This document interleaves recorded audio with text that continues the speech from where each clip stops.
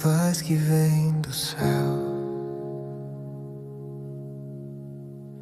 que o mundo não pode dar. Ela invade o coração